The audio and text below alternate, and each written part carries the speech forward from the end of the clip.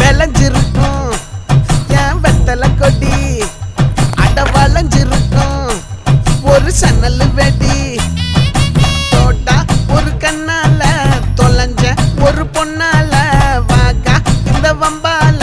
வல விரிச்சிட வந்தாளே பார்த்து வளைச்ச தேக்கு ஓம் பட்ட உடம்பு சோக்கு என்ன குத்தும் குறும்பு மூக்கு கொஞ்சம் ஓய்வை கொடுத்து தாக்கு